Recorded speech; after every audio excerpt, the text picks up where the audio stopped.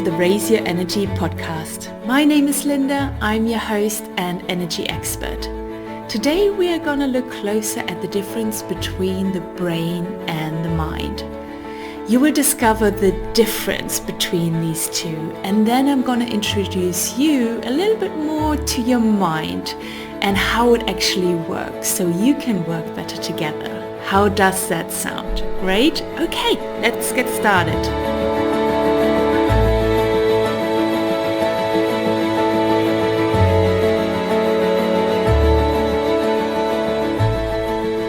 Our mind is elusive. Our mind is powerful. And our mind is limited. You might ask now, how can all of these things be true together at the same time? That's what we're gonna discover today together. Our mind and our thoughts are something that we humans have not yet figured out completely. We know parts of it, but we cannot explain its true origin and how it fully works. If we would know how it fully works, we wouldn't have any mental health issues in our world. And we would not have a rise in mental unwell being, so to say.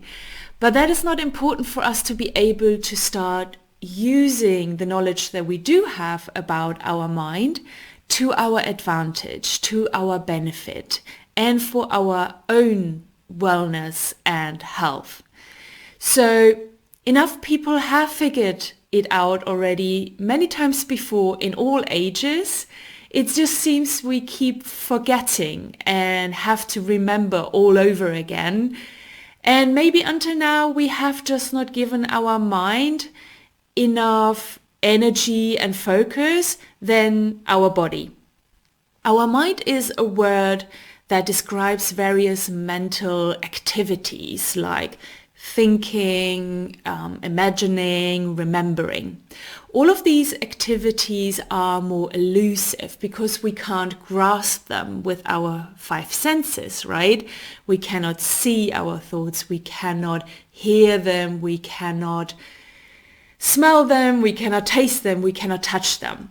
And that might be a reason why these days we have tackled first of all our body and getting to know our body and how to heal our body. It was just easier because we can see it, we can touch it, we can do something to it. Now we're coming into an age where our mental health becomes much more important, right? It feels like we neglected it for long enough and now we do have to do something about it. Because on the one side, we have figured out nearly everything that we can heal in our body through surgery or certain treatments. So we know our body these days pretty well on what's going on and how to heal certain injuries or illnesses. But nowadays, we have a lot of illnesses that do not come from injuries or genetic disorders. They come from our lifestyle. The top 5 illnesses that cause death are actually due to stress and how we live our lives. And this is where mental health in our mind suddenly starts to play a much bigger role in our life. We need to look closer at how our mind works, how our mental health works, and how we can improve it so we don't get sicker and sicker. We know how stress looks like, and we know how it makes us feel and how it makes our body weak and ill, but we haven't figured out yet how to stop us being so stressed out these days. So this is a perfect time for us to learn more about our minds.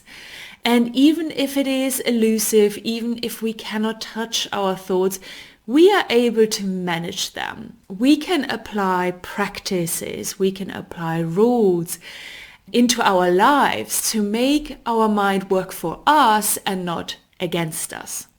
There is a debate about what the mind is and what the brain is, which I want to go a little bit closer in. Our brain is part of our body. It is an organ. It is something that we can actually see, and if you're a doctor, you can actually touch. The brain is a significant physical part of our body and of our mind. When we have a thought, transmission of impulses are happening between the nerve cells in our brain. Every thought that our mind actually has creates a reaction in our brain. And we know as well that memories are stored in various sections of our brain. We know that the brain receives signals through our 5 senses. It's like a radio receiver, and the brain translates all of these signals into impulses into the body, into chemicals, anything that the body needs to react to that signal. There are people that believe that our mind is the brain and that our mind is actually therefore physical. But our brain is actually just an instrument. It's an organ that we can use and that is instrumental for our lives, but it is physical where our mind is not. The thoughts that we are having, they're not coming from the brain, so they don't originate out of the brain, they originate from our mind. So our mind is non-physical, that's why I say it's elusive. And it uses the brain to manage our existence in this world. For many people, the mind and brain are interchangeable. They use one word or the other to talk really about the same. But mostly what they're talking then about is the brain, the organ that is part in our body, that is in our skull. The mind uses the brain and the brain responds to the mind. The mind also changes the brain. If we are having new thoughts, it actually changes the connections between the nerve cells in our brain. So our brain actually changes all the time, and the mind has the control over that. People choose their actions through mental activities. The brain does not force anybody to do anything. It's all happening in the mind. The brain is just a physical organ inside of our body that we all have, all animals, all humans. And this part of the body, the brain, governs all the activities to perform everything we need to. It's like a core processor unit in a computer. It consists of tissues and nerve cells and brain cells. And it's very complex, with different sections being dedicated to different functions that our body needs to exist. And it is all connected to all parts of the body through the nerve cells, through neurons that transfer the external signals inside of our body. The brain is responsible for experiencing as well the feelings and depositing these feelings as memories in their designated sections. All these experiences collectively develop into, us, into our identity, into what we call who we are. And that is then termed the mind. The identity is then becoming kind of the mind. It is not tangible like the brain, but it creates thought processes and perceptions, and it creates literally the reality that we are living in, and therefore as well kind of who we are. Our mind is immensely powerful because it keeps everything going. It keeps us living our lives. And our mind is divided into 3 parts. There is the conscious mind, the subconscious mind, and the unconscious mind. Our conscious mind is what we are thinking, what we are aware of, the thoughts we are having, what we are currently experiencing, and what is currently happening around us.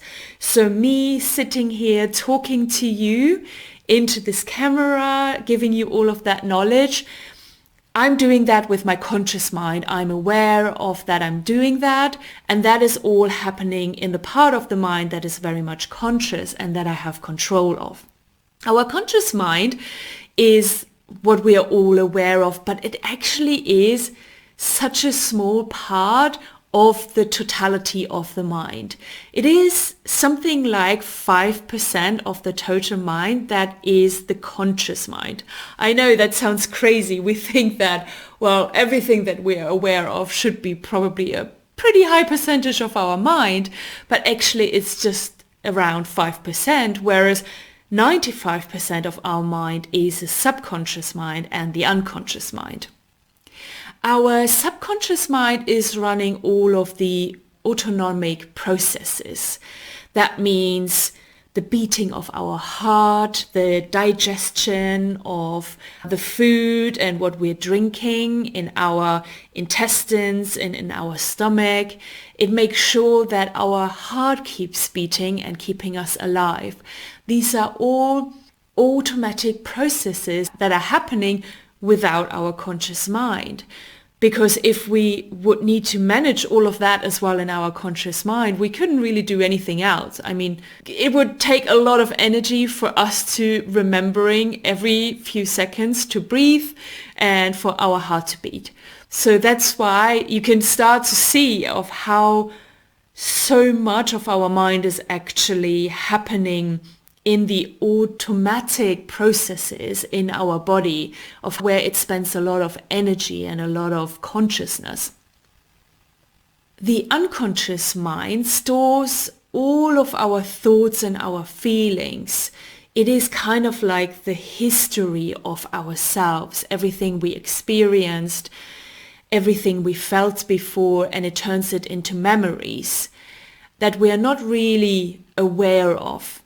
Today we want to focus more on the conscious mind, because that's of course where we can actually do something about it, and that's what we can manage.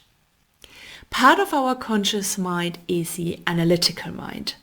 This is the mind that we mostly use to live the life that we're living.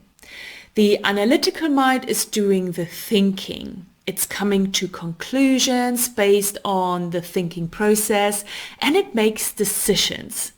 It helps us solve problems by thinking through the problem and coming up with the right solution for us to move forward and take the next step and take the next action.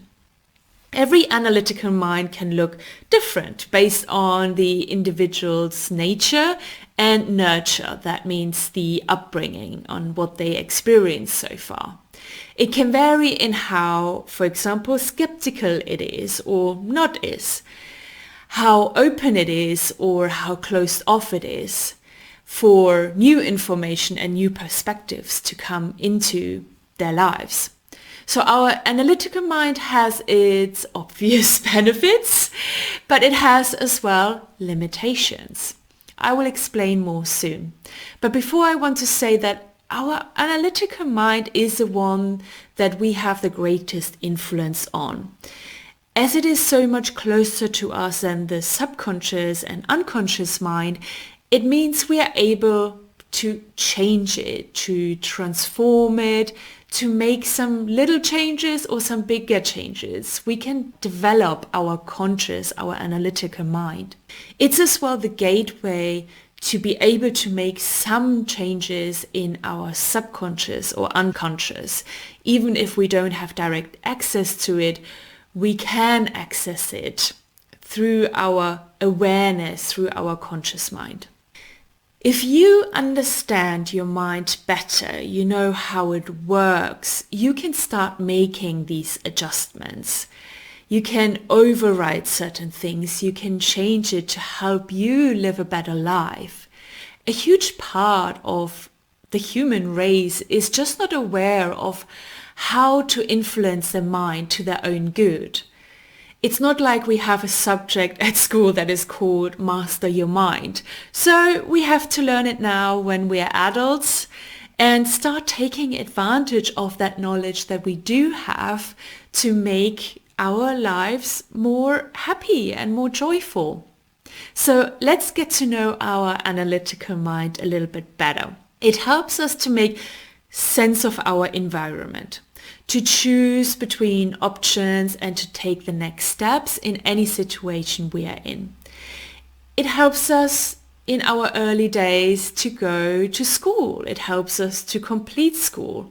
And after that, it helps us to get a job or to build a business. It helps us to decide how we want to live our lives.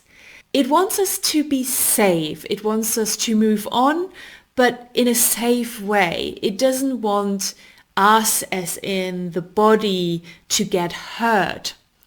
It alarms us if there is danger, and it protects the body from being harmed. With all this goodness that the analytical mind gives us, it comes sometimes as well then with limitations, which are very important for you to be aware of, because when you're aware of these limitations, you can overcome them. You can work with your analytical mind to overcome it in certain situations where you just want to move above it. The first limitation is that it works from a defined amount of information. What that means is that it has all the information that you have from the life that you have been living. But not one single person has experienced everything there is to experience in their life and has gotten all the knowledge that there is in the whole wide world and even in the universe. That means that the data set that the analytical mind has is limited. It's still very vast from all that you experienced, from all that you read, from all that you learned, but it is still a limitation that sometimes you want to overcome. Just imagine you want to experience something new in your life. You want to move above from what you experienced so far. You want to go into a completely different direction in your life. Your analytical mind that wants you to stay safe and unharmed might stop you in that moment through certain thoughts that are coming up, questioning yourself if you should really do it. You remember I told you that your analytical mind wants all the good things for you, but it is working from that defined data set, and that is all the safe data that it has collected so far. If you want to experience something completely new, if you want to go really big and do something completely different in your life, then that is unknown to your analytical mind, and therefore that is classified as unsafe. It might be classified as dangerous, and your analytical mind might want to stop you from taking the next step. It's like an overbearing parent that is scared for you to go out into the big world. And it does not mean to stop you from growing. It does not mean you any harm in that regards. It's just the limitation that it has, and it wants you just to stay safe. It really doesn't like you to take risk. It doesn't like you to be in an ambiguous situation, and it doesn't like uncertainty. It wants you to stay in your comfort zone and best not to take any big risks. And yeah, generally that is okay. It keeps us alive instead of dying very quickly from taking too many risks every minute of every day. Just imagine you would drive around your car without following any of the rules on the streets, or driving your bike with your eyes closed. Of course you wouldn't want to take these kind of risks. So for most of the time, how the analytical mind is structured and how it works is beneficial for us. It keeps us alive. And then there are times we do want to step out of that comfort zone, right? We want to take some risks, maybe for the first time in our lives. And we want to experience maybe something wildly different. And in these cases, our mind can keep us stuck. It can keep us in that one place that we are currently in, maybe for too long and potentially forever. We might never take that step. We might never take that risk or experience what we want to experience because of our analytical mind. Can you see how your mind can hold you back from your dreams, from your goals? To overcome it, all you really need to do is be aware and look closer at it. Look closer at your mind, at the thoughts that you're having. Now that you know that that's what your mind can do and how it can be in your way, you can step into the role of the observer of your thoughts. You can become aware of the thoughts that might hold you back, and you can reflect on them. You can look at them and see if they're valid or if they're hindering you and stopping you from achieving what you want to achieve in your life. If they are holding you back, you have the opportunity to let them go and to change your thinking.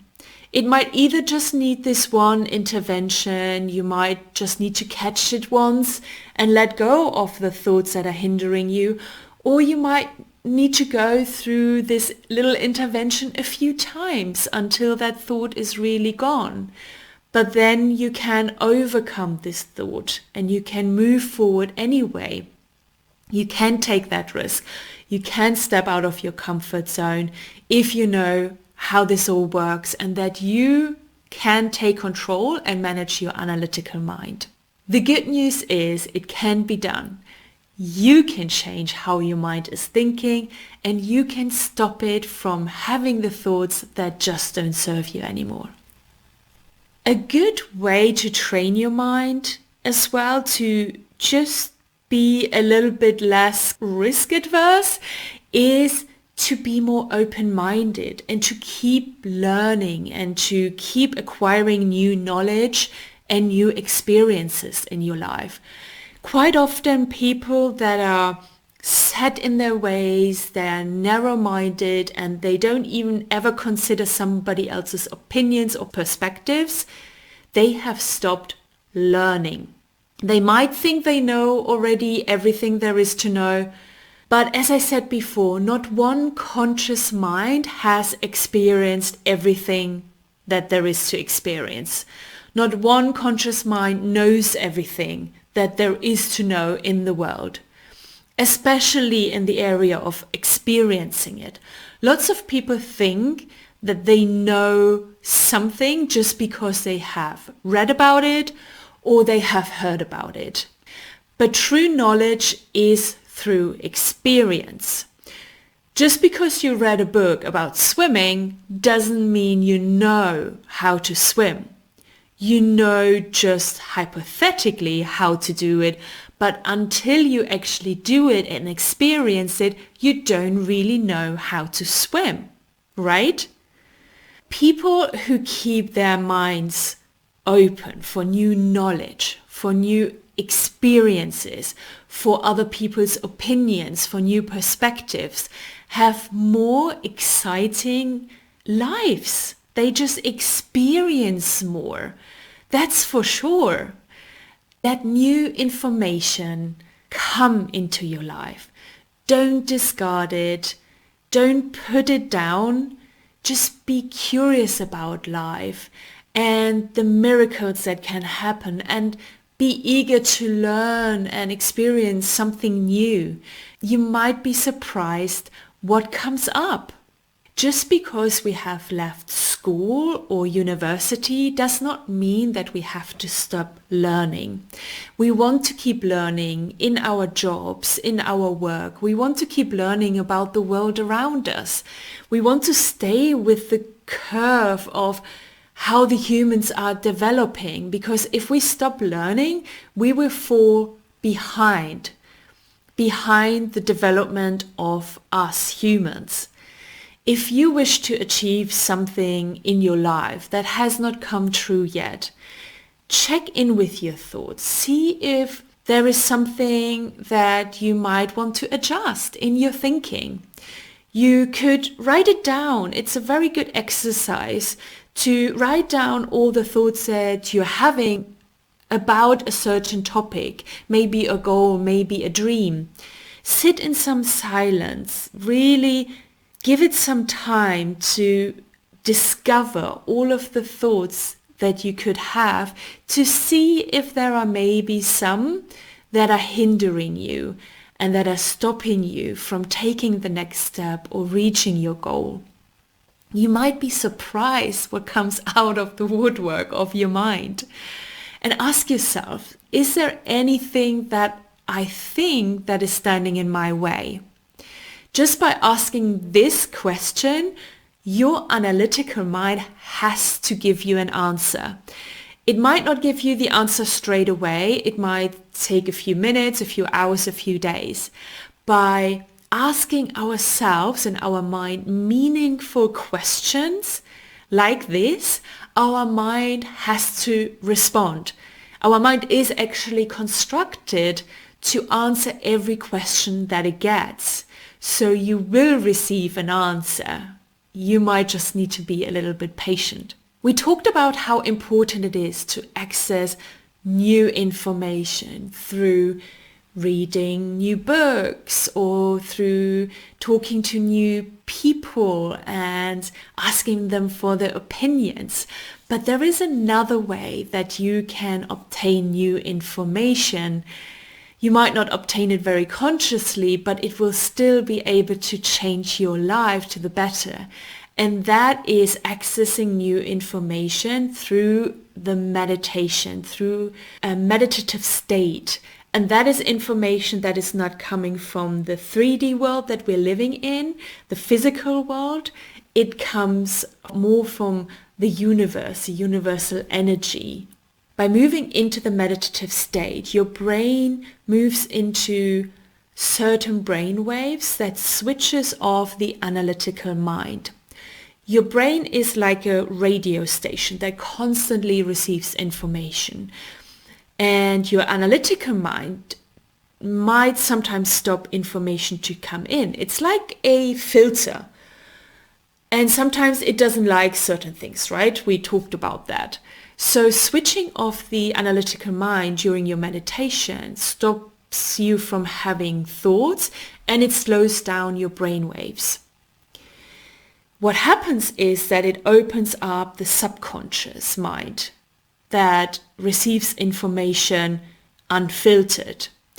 And this information is not coming from this world through the 5 senses, because you have closed your eyes, right? You can't see anything. You're not eating, you don't smell anything, you're not tasting anything, you're not touching anything, because you're taking as well the focus off of your body. Yes, you might hear some music, but that is really just in the background. So your senses have switched off, but information is all around us. So suddenly you are able to receive information from the universe, from source, from your higher self, from God, whatever you want to call it. You can receive information through the brain into your subconscious mind, into your body, and it does something there. It's underlying. You will not, with your conscious mind, be able to completely grasp it. You might have experiences, you might see pictures, you might have sensations in your body when that happens. Let it all happen. Be curious. Don't shy away from experiencing something new. What happens there is that you receive information that is in pure harmony. This information is pure love, and it goes straight in your body. And what it can do for you is it can improve your life. It can improve your awareness of what you know. It can give you new information for you to use. It can help you heal an illness.